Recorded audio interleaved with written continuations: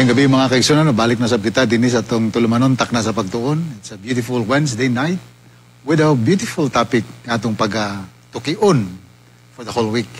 Ang titulo sa atong lesson for this whole week is Ears of Promises and Prisoners of Hope. Ato kanang pag-alantawon o i-discussan after this short break. We are ears not because we conquered, but because God is faithful. So this is good, so that the moment nga ma-weaken ang atong strength, dinhita makuha sa ato nga usog. So, ang timing ba sa mensahe sa Ginoo, very unique and very interesting kasi this was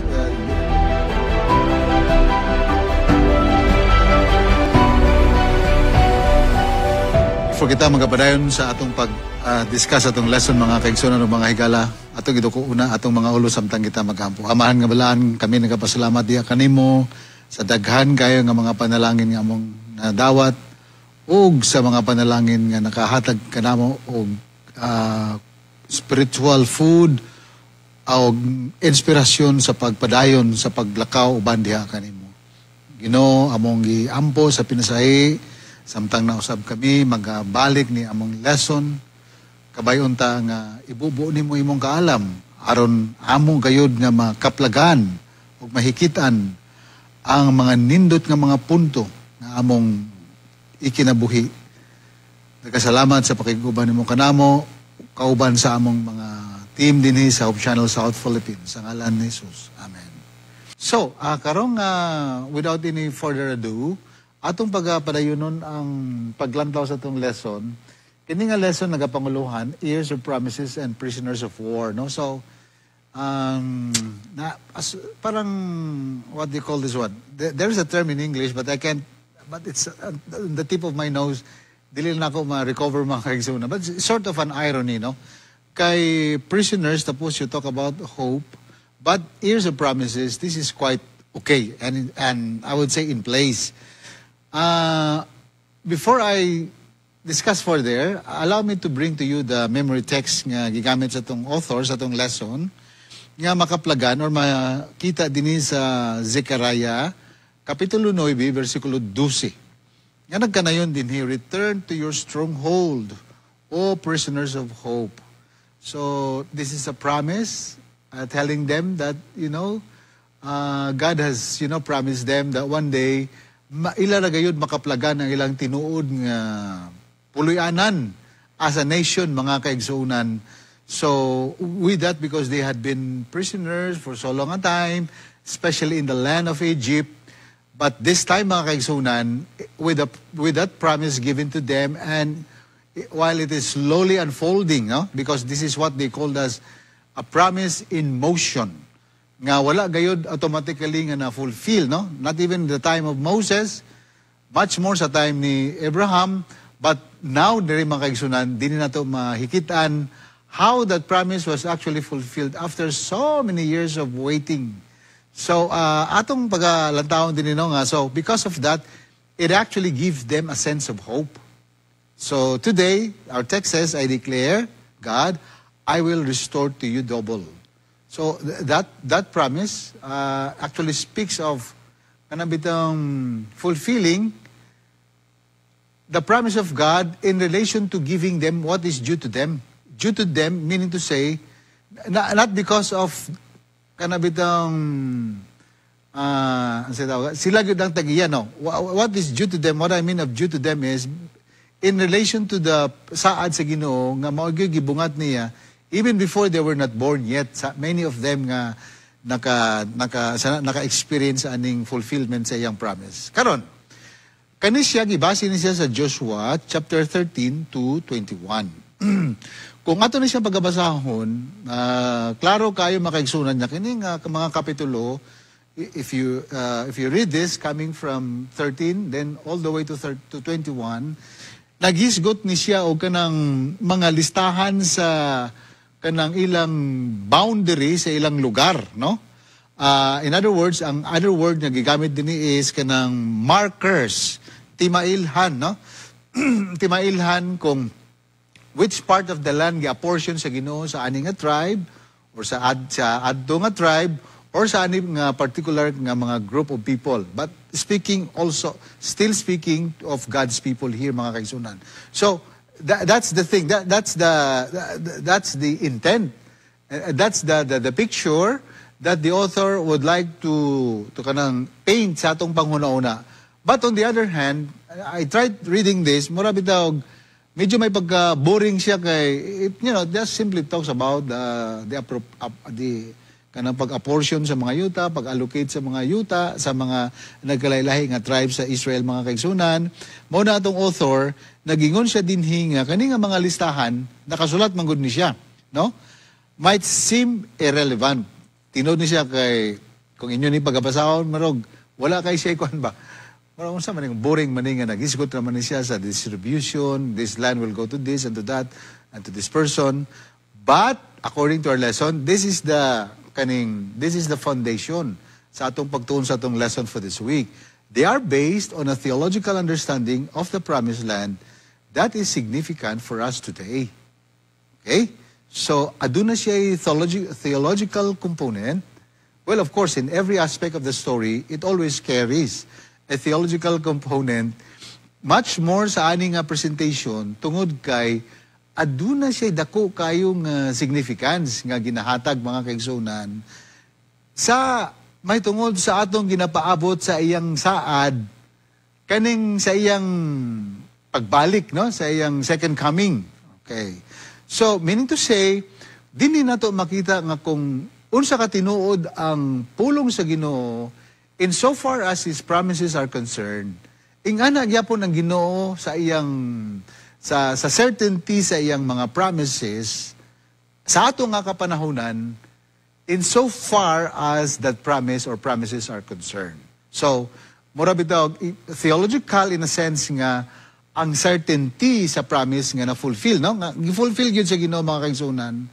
No doubt, the same certainty, degree or amount of certainty sa saad sa Ginoo nga iyang gihatag kanatong tanan, especially sa presente nga henerasyon, to our present generation or sa ato karon nga panahon. So, ingon our lesson, these concrete lists, kani nga mga listahan, God wanted to teach Israelites that the land was not a dream. See that? So, going back to the eschatological implication or whatever that is, so, kining gisulti nga pinaagi sa saad, no? Gisulti sa Ginoo nga pinaagi sa saad, nga siya, mobalik pag-usab, this is not just a dream. Okay? Mura ba just a figment of our imagination? No. But it was a promise to them, according to our author, in relation to the promise that was fulfilled in the time of Joshua, promise of God. It was a promise to them in a very tangible. Okay, kung dream manggod, mga kaigsunan, intangible. Kay naapa man sa atong subconsciousness, no? Pero, kani siya matranslate into a reality. Something ato yun siyang ma-experiensyahan physically. Tangible, no? We can touch it, we can actually see it, because it's there. It's a physical thing. It's tangible. And not only tangible, it is also measurable. Pwede nato siya nga ma-measure. Kay, dili man ko nato siya ma-measure ang degree sa realidad kung wala siya diha. So the fact nga mahimo siya nga realidad o reality, mas dali nato nga ma-measure. Okay. Measure meaning atong matestingan siya, mga kaigsunan o mga igala, in relation dito sa iyang promise. Kung tinuod ba nga iyang gisulti, unya opposite to that is, of course, kanang realidad nga katumanan sa iyang mga saad. So that is how easily we can measure that one, the reality. But they had to make that promise a reality by acting on it. So the good thing about this is, naantay bahin nga paghahimuon in order for us kanang to fully kanang ma-consummate ang promise, mga kaigsunan. Kasi kung it's just everything on the side of God, and then on our part, murag i-fold lang atong mga kamot, then there is no way for this promise to be consummated. Okay, so let's try to look at this one. So that is the very essence of our lesson for this week.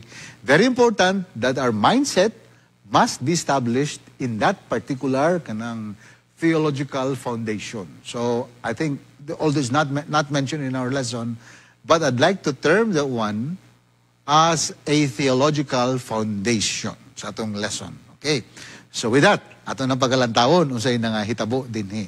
So God was going to give the land to them as an inheritance. Okay, take note of the word inheritance. We'll tackle that one later on, but it was going to be a gift, no? Gasa siya, made in fulfillment of what He promised their fathers. So if it is a gift, wala kay, I mean, wala ka na sana ka nang, doesn't mean that you really have to work so hard, you know? That you really have to plano, magplano ka sa imong kaugalingon, unsaan ninyo pagkangker ang mga kaaway, unsaan ninyo pagpadaplin sa mga kaaway, nga naka-occupy ang land, unsaan pagbuntog sa mga walls, nga naka-fortified didto, pinaagi sa inyong kaugalingon nga paningkamot, pinaagi sa inyong kaugalingon nga kaalam, pinaagi sa inyong kaugalingon nga kusog. So, all of this have to be put aside. Why?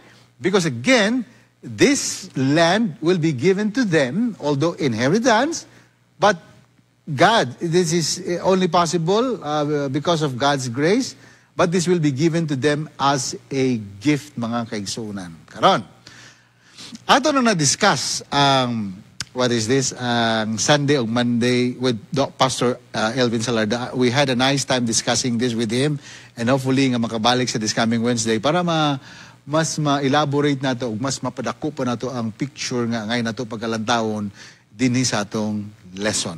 So again, no, ang lesson, before I proceed to Tuesday and Wednesday, mga key points nga ngayon nato pagkalantawon sa atong lesson.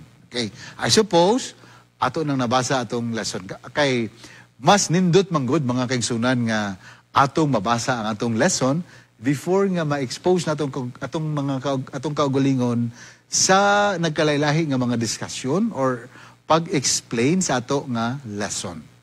I'm planning one of these days ang atong website sa Southwestern Philippine Union Conference. Ako nang butangan diha og kanang material sa atong Sabbath School lesson kay alang sa mga kaigsunan nato nga kanabitang foreign to them kaning Sabbath School lesson nga atong ginahisgutan din ni basig natay mga viewers karon nga nabilong sa lahi pud nga pagtulunan but gusto nila nga makaambit ani nga mga panalangin, but we will make it easy for you. I mean, sooner amo nang ibutang sa website, mag-create me og kanang QR code para pag scan ninyo magawas ang lesson automatically. Although napo ni sa online. But anyway, we can always expand this just to make this one accessible to you. Right? Now, so again, it would be nice nga pag maminaw ta sa discussion, medyo na lang tayo nabasahan sa atong lesson para mas gaan ang atong panguna-una. So, key points number 1, it talks about, kanimang God is, when you read 13, no? Kanang much land to be possessed. O sa ibig sabihin na, it actually highlights kanang God's surprising message to Joshua. That is the highlight of this one. Why said nga surprising message to Joshua? Because when this message was given to Joshua, we all know that Joshua was already old and the land katong yuta nga supposedly nga mailaw ta still kanang largely unconquered, no? Wala pa gyud nga nakuha nila mga kaigsunan. But remember, he was already old. So, ang timing ba sa mensahe sa Ginoo, very unique and very interesting kasi this was related to him. Unta kuridas na lang sa Ginoo at one time, atong time bitaw medyo bata-bata pa si Joshua. Pero how come God actually kanang told Joshua about this when he was already old? Murag si Abraham bitaw nga giingnan sila nga makaanak si Sarah, and then Sarah waited for such a long time, nahimo na sang 90 years old, iyang nahununan, imposible na nga makaanak siya, Pero God was working sa sitwasyon nga atong ginauna nga murag imposible naman nga mahitabo. So the same is true here. So Abraham was old, but God considers this promise already in motion. What does that mean? Number one, it's actually Joshua's limitations versus God's faithfulness. That's one of the key points nga ngayon nato pagalantaon. Okay? Because God said, you're already old, advanced in years. Right? Number two, God speaks in certainty. Magbasa nato na sa Joshua 13:6. Tanan nga gisaad sa Ginoo, no doubt mga kagsunan. You cannot put even an iota of doubt sa iyang mga saad, sa iyang mga pulong nga makaduwa-duwa ta kung kana pa ba ma-fulfill or dili. So, it gives us an idea, looking into the story, kung atong pagalantahon o kung atong pagabasahon nga storya o sugilanon, mga kaigsunan, number 2 point is that God speaks in certainty. Dili ka ng sugarcoat, no? Kasi itong tawhanon nga dila, sugarcoat manggod ni. Para, depende sa convenience ba.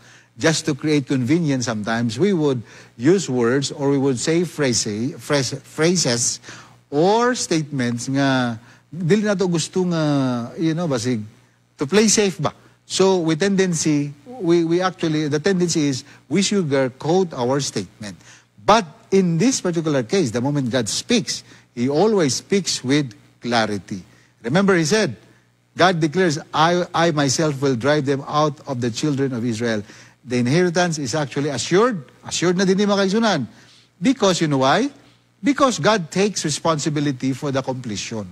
This is the beauty of it ba? Kay, kung ako po ni Joshua, maniguro ko, kay kabalo naman ko nga na dito. So, maningkamot ko bang makuha na lang tanan, kay naanago ka dito, ako na lang ni Coridas. But one thing about the leadership of Joshua is, he really waited patiently sa Ginoo mga kaigsuunan. And I would say that his type of leadership is something that is worthy of emulation, mga kaigsuunan. He never actually challenge God, or he never did something na naka-outwit sa plano sa Ginoo. He waited even at his old age. So, that's the lesson number 2. Number 2 is, this is a lesson for us, no? Ang lesson for us is, God's promises remain firm. Muna akong gisulti last Monday, God's promises remain firm even when our strength weakens. Mao na siya mga kaigsuunan nga ato nga makita din nga punto. Bisag sa panahon nga na-weaken ang atong strength, pero the good thing is, ang saad sa Ginoo magpabilin nga firm, mga kaigsuunan. See that? So, it's a battle between our weaknesses and instability of our strength against the firmness of God's promises. So this is good. So that the moment nga ma-weaken ang atong strength, din hita makuha sa ato nga kusog. That's the theological implication of that. Number 2, ang ato nga rule is obedience, regard, and trust. Kay gift naman sa Ginoo, kaning pag-angko nila sa kayutaan nga gi-apportion sa Ginoo sa ilaha, ang ato nga role is to trust and obey God. Obedience and trust, that's a role. Ang role po sa Ginoo is fulfillment. So, again, our role is obedience and trust, but God's role is actually fulfillment. It's not us who is going to fulfill our mission here on earth.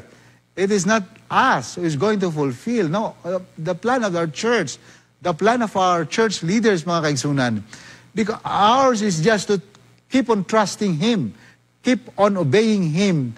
Because how He did it to Joshua, kung giunsa niya si Joshua, mga kaigsunan, in so far as His promises are concerned, it was God who fulfilled them all. Hey, see. So, again, we are heirs, not because we conquered. No. We conquered kay, hindi po ta kaingon nga, oy, Ginoo, mahimo kami nga, kanang manununod or heirs, kay Ginoo, among na na-conquer. No, you can't even say that. Because even in their act of kanang conquering, it was all God's act, mga kaigsunan. There is no point for them, mga makaingon nga, ilahanan siya. That's why we say, we are heirs, not because we conquered, but because God is faithful, mga kaigsunan. That is the beautiful picture that we ought to see in this particular thing. Okay? So, I think we already know, no? Before we proceed na to Tuesday, na dini nga mga punto nga pwede na to pagalantaon nga importante pod, kaning pag-alat sa Ginoo sa iyang mga yuta, sa yuta mga kaigsunan, it was actually showing kanabitang the God of order and the God of justice kay nindot kayo niya pag-alat. No? It may not be using, no, the word that used here is not actually equality. Instead of the word equality, the right word na gigamit din is equity. So the land was distributed equitably. Okay, so naay ganong fair ang Ginoo, number one, adunay detailed nga boundaries sa ilang list mga kaigsunan. And then number two, ang distribution is equitable. Okay? Dili pare-pareho, no? But at least somehow gidistribute yun sa Ginoo. Okay. Probably according to their size sa ilang tribe. Then the third is, kaning involvement bitaw ni Priest Eleazar, kaning kay Joshua and the tribal leaders, nga mabasa na to sa Joshua 14. So, that's how we look at that. So, here we go mga kaigsunan is, ang ato nga lesson, again, no, God begins with what He intends to finish. That's the thing. But in fact, no, sa atong isgutan, ang mga Levites, they receive no tribal territory. Hey, pod, kaya po ng Ginoo mga kaigsunan. The Levites could have kanang, what is that, could have kanabitang reklamo or petition God as to why they were not included in the kanang distribution of the land. But of course, the good thing about our lesson is, ang lesson mangod nato kay kining mga Levites, mao kining mga priests, morning ga take good care sa spiritual life sa mga Israelites, mga kaigsunan.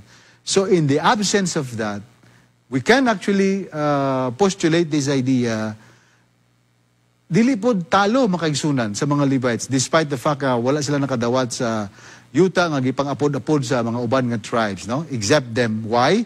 Because being the spiritual kanang, how would you say this, kanang vanguards, mga kaigsunan sa mga Israelites, they actually made God Himself as their, parang God Himself is their portion. Mauna ang kabahin sa ilang nga pag-distribute, no? So, may not be the land and physical, but actually it's the presence of God that is actually going to be with them, being the spiritual caretakers of God's people. Right. So, let's proceed now to Tuesday's lesson. Di na kayo na ito padakoon, makaisunan. If you want a thorough discussion of this, balik lang mo sa Monday's lesson, no? Adto lang mo sa website sa SWPUC, sa spucadventist.org. Pag-click ninyo na sa button, makaisunan, dalon mo dito sa main page. Pangita lang ang Hope Channel. Pag-click ninyo sa button sa Hope Channel, mugawas dahil ang mga nagkalaylay nga programa sa Hope Channel. Kung takna, i-click lang takna kay diha mugawas ang ato nga gina-live stream or gina-broadcast nga lesson study. Ang Tuesday's lesson is, ang title, The Challenge of the Land. So, nahatag na. Pero nabagyoy, lahi na sab nga challenge. So, walay undang ni nga hagit sa ilang kinabuhi mga kaigsunan. Makita kini sa Joshua 13-21 gihapon. Ako lang pagabasahon for a while ang introductory part sa Tuesday's lesson. Para then I will proceed to my discussion. Ingon din given that for centuries, the Israelites had been living as slaves. The military skills were inadequate to conquer the land. Not even their slave masters. The Egyptians, with their skilled and well-equipped armies, were able to occupy it permanently. The Egyptians never conquered Canaan. Gibalik-balik na sa author, mga kaigsunan, ha? Despite sa ka-advance sa kanabitang teknolohiya sa Egypt nga gigamit at that time, and yet they were not actually able to conquer Canaan completely because of the kanang dagko kay nga mga walls, no, nga nagpalibot sa ana nga lugar. Now, referring back to the Israelites as a nation of former slaves, giingnan sila nga to conquer a land that their former masters were unable to subdue. Imagine that. Nga ilang pagkangkiron. Kana nga yuta, nga bisan pa ang ilang mga previous nga mga masters or former masters, especially the Egyptians, were not able to subdue. Were not able to conquer. So how come nga kami na noon, nga mga slaves ato nga lugar, kami na noon ang mukangker ana nga mga kana nga yuta. So you see the irony here. This is one of the kanabitang way of God's communicating to His people. They are always brought to sometimes to point of kanang ironies ba. The irony, like for example, kanino, this is considered to be as an irony, considering slave sila ani nga lugar, ilang nakita nga gamanan kay ng Egypt, pero ang Egypt, wala na nila na-conquer completely ang Canaan, pero karon gi-orderan sila sa Ginoo to conquer, nga they were former slaves of Egypt. You see the picture of irony in there. But here we go mga kaigsunan. Kaning choose this lesson. Ingon din kaning choose this lessons naga-emphasize kani that even after the land was allotted to the tribes, much of it still needed to be fully possessed, no?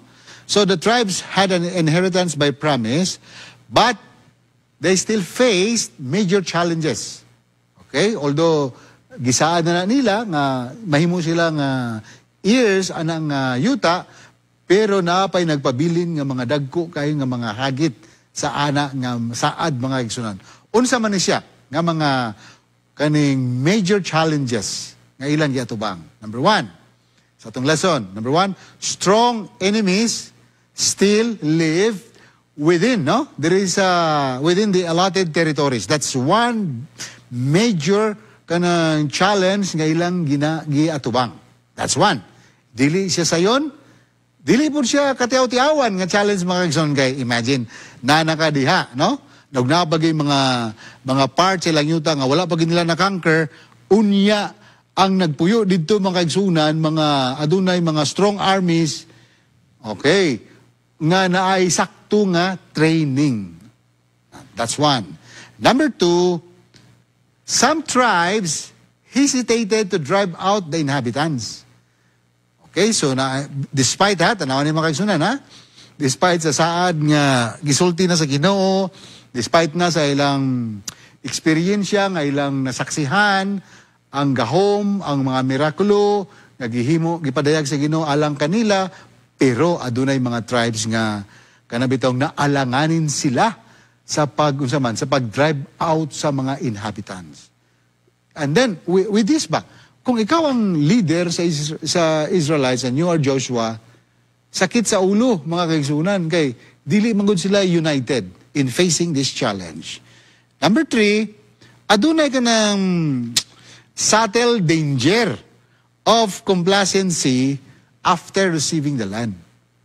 I think we talked about this last Monday, nga the moment bitaw nga naibuta nga, let's say, atong gihandom nga matuha, unya pag-abot na sa atong possession, na tendency bitaw nga mo relax ta. So ang giterm din sa atong author is kanang the attitude of complacency, but that complacency nahimo ka na siya nga subtle danger sa ilang nga sitwasyon. Kay mo bitaw nang ang uban naalanganin na kay nganong mulaos-laos sumanta dito sa unahan nga okay na ni.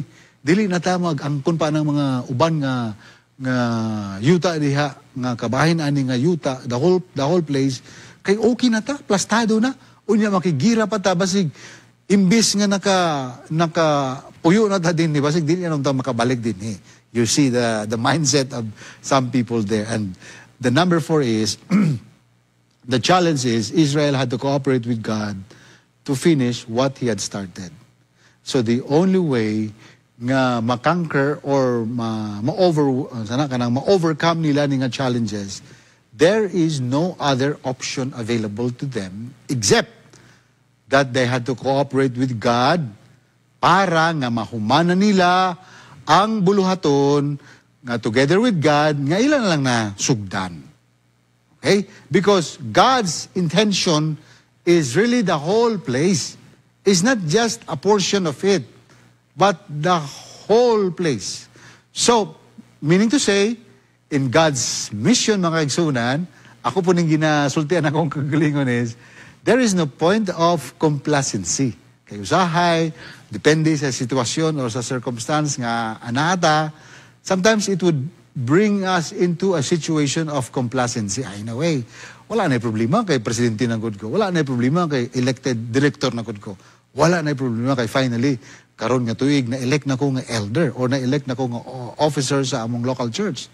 So, kanang sometimes without kanang dili po ta mo bantay, it will lead us to that situation of complacency. The same is true here sa mga Israelites. So, naay lesson nga gi-stress din it is the tension of kung ako i-rephrase ni siya mga kaigsunan, di ba? Na sila dito, na-portion na ang yuta, pero nabagyod sila bahin sa ilang territory nga angay pa nila kangkiron. Kay dili man tanan right away nga naadto sa ilaha.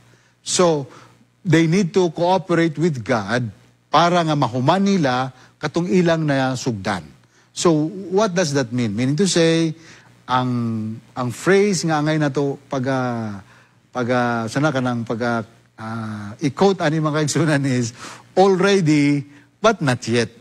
Di ba? Di ba? Naana, pero wala pa gidiha actually. So, already but not yet. So, God had already given the land. All right. But the thing is, Israel had not yet fully claimed it. That is why, already but not yet. For example, natay mga dagang plano sa church, natay mga mission nga itong, for example, One Voice 27, no? Magpunta, layo pa man kay 2027 pa man. But the church has been working so hard, with so much prayer and with so much planning, mga kaigsunan, claiming the promise of God that God is going to make a difference, no? That God is going to make things happen when year 2027 comes. So, kaning nga plano, gihatag na ni sa Ginoo sa atong mga leaders sa church. It's already there. Gihatag na sa Ginoo. Pero, the thing is, kita nga mga nakadawat ani, nga gibungat sa atong leaders, nga gi-visualize sa atong mga leaders kanato, we still have to claim it, mga kaigsunan. So, not yet fully claimed. So, already, but not yet. So, in order for the One Voice 2027 to be fulfilled, so we have to cooperate with God and finish what God has or had started with us, mga kaigsunan. So, there is no room for complacency, no? According kay Presidente sa SSD o Presidente sa General Conference, no? There is no room for complacency, meaning to say, there is no room for turning back, mga kaigsunan. The same is true here sa mga Israelites. There is no room for turning back. Because if you turn their backs, mga kaigsunan, kaning mga kaaway nga nakaplastar dito, mahimo pa ni nga mas dako pa nga problema nga ilang atubangon sa maloabot, mga kaigsuunan. So that's why they need to clear the whole area as much as possible so that ma-secure ang ilang pagpuyo dito sa yuta nga gisaad sa Ginoo. That's how God works, no? In a very, very usahay, dili na to makalculate. Many times, God works in ironies, mga kaigsuunan, nga makita na to nga morabitog siya against sa ordinary human experience. But that's not dili na tong problema. Because our thing is, ang pagpasabot sa lesson is just to trust Him, is just to obey Him, and cooperate with Him so that this already will be fully ours. Okay? The already, but not yet, but it will be ours. It will be ours, mga kaigsunan. So, One Voice 2027, it will happen. It will be fulfilled. And God will make a difference. but with one condition. How are we going to cooperate with Him? That really what matters the most. Okay? So, that's our lesson there. Again, so mauna siya nga mga lesson nga ngayon na ito pagkalantaon. So, number one, mga kagsunan, another one is to choose this lesson. God gives promises, kung atong tanawan na itong lesson. But, we must act on them. Nakuha niyo? So, we have Net 25 coming next week. Giplano sa itong mga leaders, giplano sa itong mga kauban sa buhat niya responsible for this. I believe, let's consider this one as God's promise for us because this is part of our mission. But in order for that to be fulfilled, you know, God gives the promise, but on our end, we must act on them. Because if we will not act on God's promises, there is no way for these promises to be fulfilled. Kaya kini nga promise man God para magod sa tuwa.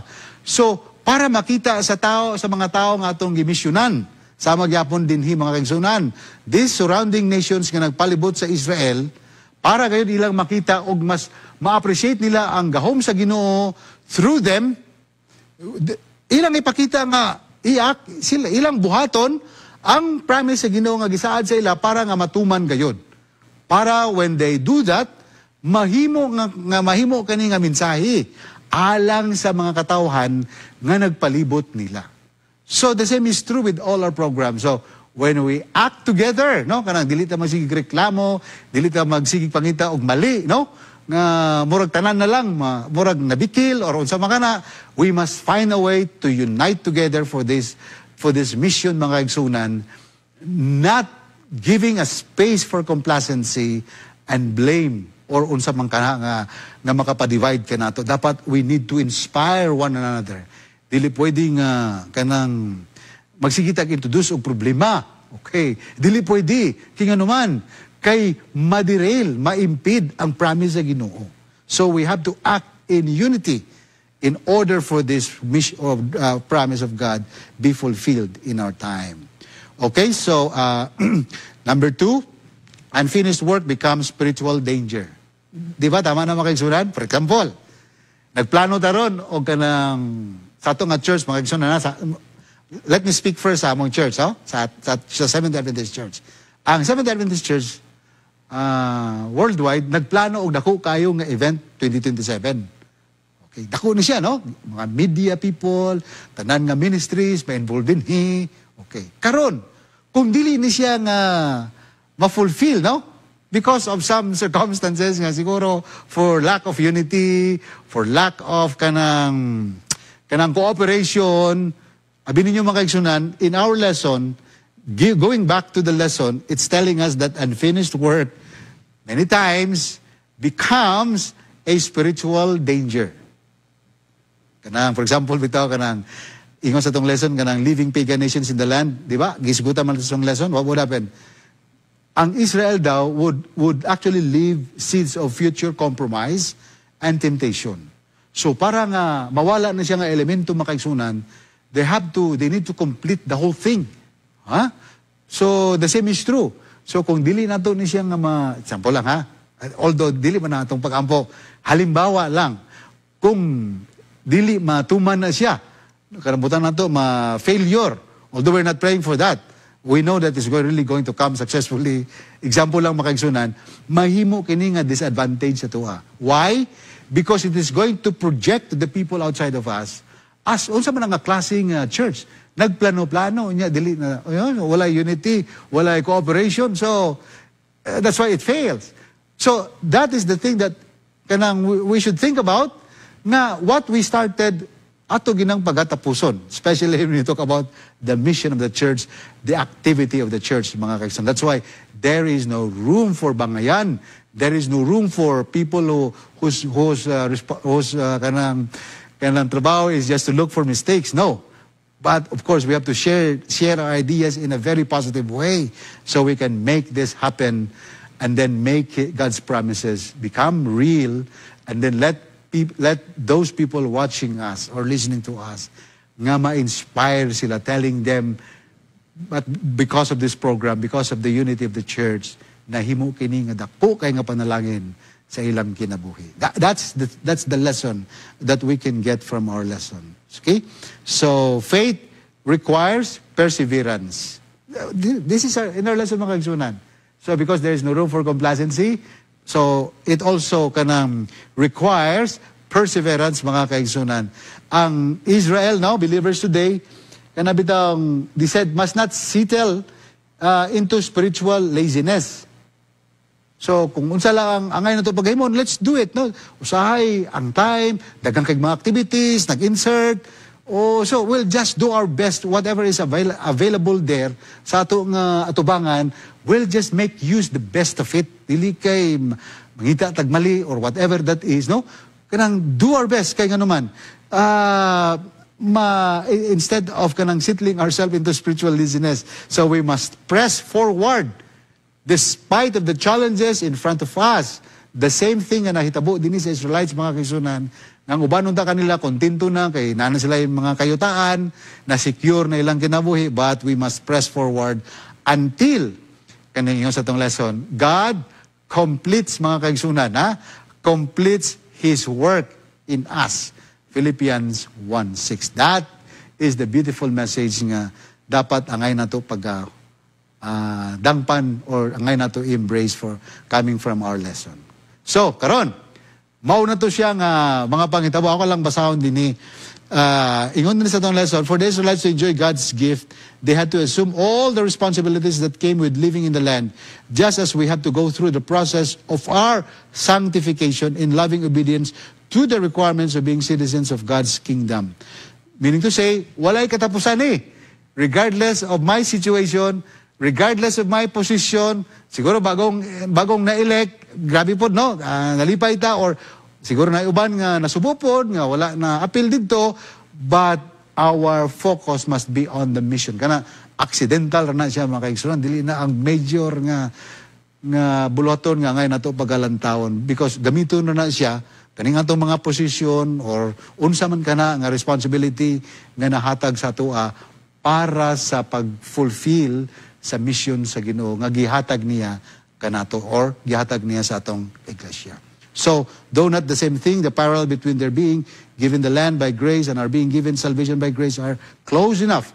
We have been given a wonderful gift, but it is something that we can forfeit if we are not careful. Kana for example, I realized this, there was a time nga kana bitang istorya, pero pag kanang mabot pitong panahon nga murag di ka ganahan magstorya, di na ka ganahan magwali, di na nimo ganahan imong talent, ma-surprise ka makaigsunan nga moabot ang panahon nga murag dili na pud ka kabalo mo istorya. Pero usahay pod bisag wala po kay gasa sa pagistorya, pero kana bitong nadasig ka sa pag-share, mahibulong na lang ka nga nganong gaabot-abot raman ang mga ideas nga bisan pa nga wala nimo ginahunaw-naan. You see that one? Why? Because what God has started in us, if we only cooperate with Him, He will finish it in us. He will finish it in our own time. Okay? So, Jubilee, the Jubilee, mga kisan sa Wednesday. Kadyot lang din kay, basi ko lang tayo igong nga panahon. Ako lang basahon ang introductory part sa taas. The land was so central to the existence of Israel as God's people that could not be apportioned as a whole. It had to be divided by tribes, clans, and families in order to prevent it from becoming the possession of a few leading elites. Kapo po no? Kapo po na pangunan na sige no? Iya yung i-apportion para nga dili bita maabuso sa mga elite. Dili maadto dito sa mga tao nga they have much, no? Sa ilang pagkinabuhi. So it was really God. This is the beauty of theocracy. Nga ang ginugid mismo mogid ang in the front line of their political life. Dili sila gasandig sa ilang human nga leader. It was really God who was actually talking to them through their leader directly. So this is how God manages it. So nindot ni siya pagalantawon nga conceptual framework sa leadership and the distribution of kanang different functions and responsibilities. So karon akong tiwason ning pagkabasa din makita kini sa Leviticus 25:1-5 ug 8-13. Naipangutana din what was the purpose of the sabbatical year and of the year of Jubilee?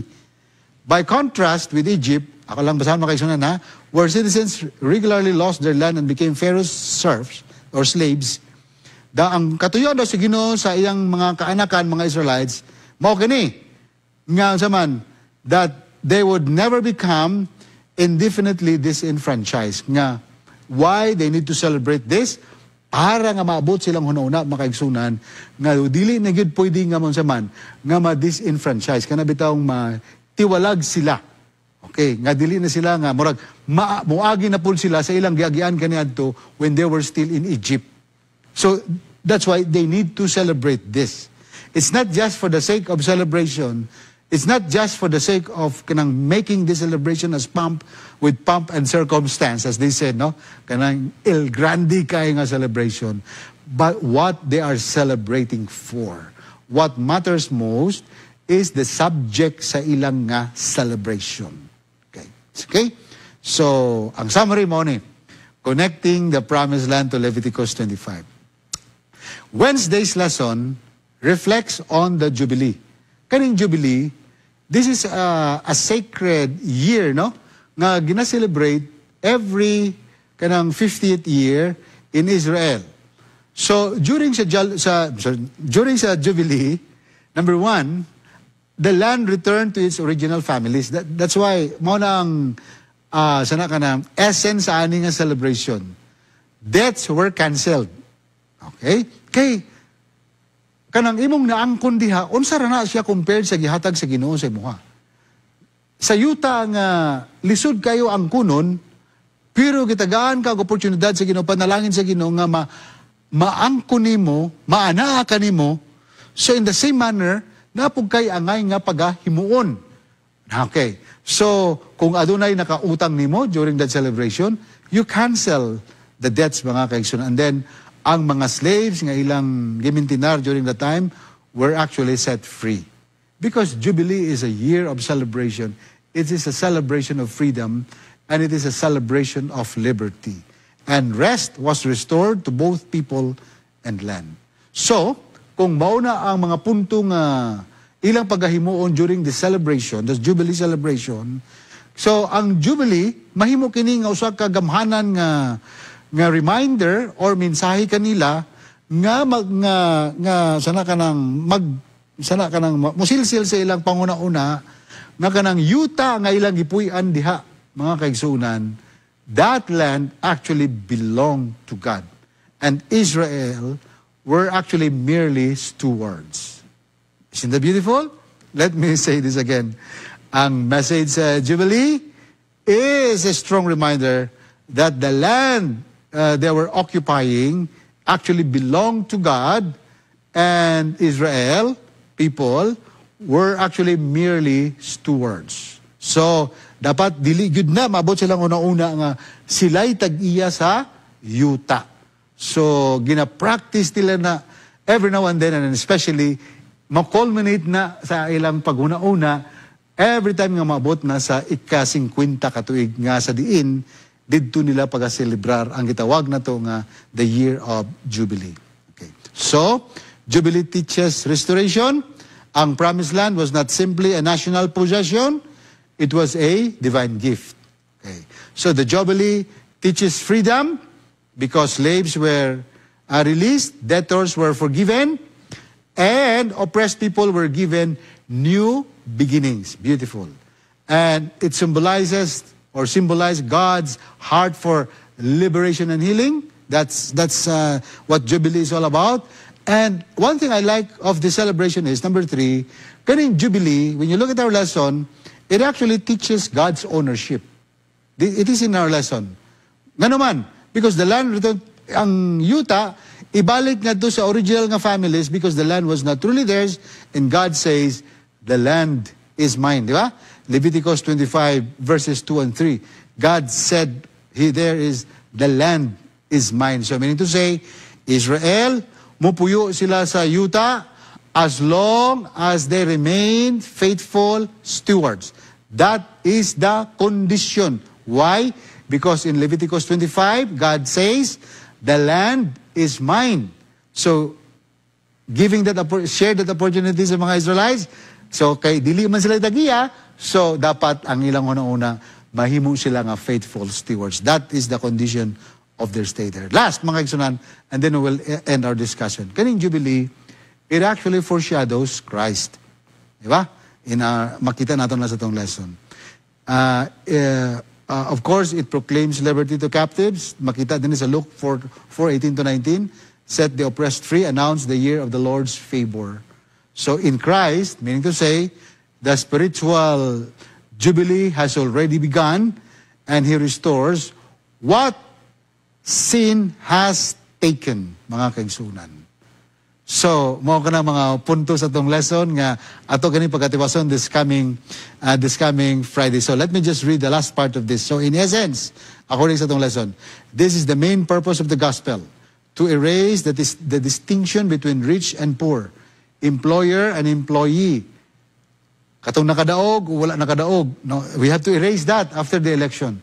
Wala na siya significance, mga kaigsunan. So let us not spend so much time discussing that because there is a big thing coming in front of us.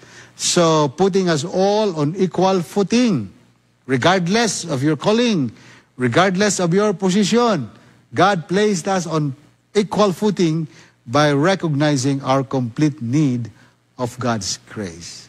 See? So, it concludes in God's grace. Everything, mga kaigsunan, actually concludes in God's grace. So, when everything concludes in God's grace, so, kinsa man ko compared sa akong silingan? Who am I compared to this person? Or kinsa man ko compared sa tao nga nabutang diha o ako nga wala nabutang? But when we put God's grace in our midst, mga kaigsunan, the message is one, is that we are all equal at the foot of the cross. So mga kaigsunan, wala tayo igong nga panahon. So I think we need to stop this lesson, and this coming Friday, ato ning pagatiwason kay ingom atong lesson, kung sa atong nasugdan, ato ning pagatiwason. Kay dili pwede nga dili nato siya matiwas. Okay? So daghang salamat sa inyong pagsunod sa takna sa pagtuon. Sa ngalan sa atong President dinhi, si Pastor Patalingho, ang atong Executive Secretary, si Pastor Max Dante Obos, ang atong Treasurer nga mo retire na. Of course, karon nga starting this year, starting next year, mga kaigsunan, si Sir Chembol Almosera, nga grabe gyud nga hardworking nga treasurer, mga kaigsunan, buutan kayo og ang iyang mindset na gyud permi sa mission sa church. Mao ra gyud na permi ang priority ako na obserbahan, mga kaigsunan, sa pag-appropriate sa iyang pundo or sa salapi sa church. Ang nagpaibabaw gyud sa iyang una-una ang mission sa church or ang evangelism nga aspects sa church. Of course, ang ato nga associate treasurer si Sir Bing Sanes, kauban sa atong mga workers din hitanan, no? O mausab sa ilang mga family. Daghang salamat, mga kaigsunan, o atong iduko natong mga ulo samtang kita maghatag sa closing prayer. Heavenly Father, I thank you so much for such a wonderful discussion. We realize many times, dear Lord, how limited our knowledge is. But many times, we are surprised how you provided us the wisdom that we need in order to exhaust this lesson. Not to project to our viewers that we are good, that we are intellectually firm. No, but because there is a God who continues to work in us. A God whose intention is to finish the work which He started in each one of us. Continue to bless this program, dear Lord, nga mahimo kini sa kanunay nga panalangin sa tagsa-tagsa ka mga viewer nga nagalantaw karon og nagapaminaw karon. Tabangin sila, Ginoo, sa ilang mga suliran. Tabangin sila sa ilang mga problema. Tagay sila og nindot nga paglaom. Sama usab sa mga Israelites kaniadto. Nahimo sila nga mga piniriso. Nahimo sila nga dinaog-daog. But despite of this, wala nimo sila pabayai. Tungod kay ang imong katuyuan gayod, ang ikaayo sa imong katawhan.